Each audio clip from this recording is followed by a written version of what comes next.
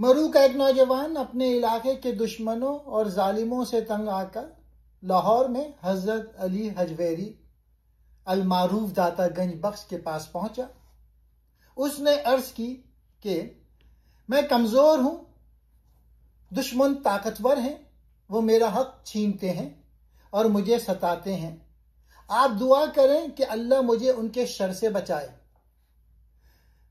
दाता गंज बख्श ने उसकी शिकायत सुनकर उसको नसीहत की कि कमजोरी की शिकायत करने से कुछ हासिल नहीं होगा। अल्लाह ने हर इंसान के अंदर एक कुव्वत अमल रखी है, उसे जगाओ।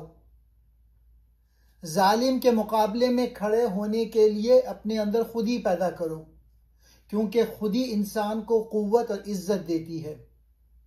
जो शख्स अपने नफ्स को मजबूत करता है वो दूसरों पर इन्हिसार नहीं करता, बल्कि अपनी ताकत से जुल्म को ख़त्म करता है। इकबाल इस हिकायत के ज़रिए ये बात वाज़े करते हैं कि ज़िंदगी की असल ताकत इंसान की खुदी में है, यानी अपने मुकाम और मकसद का शऊर।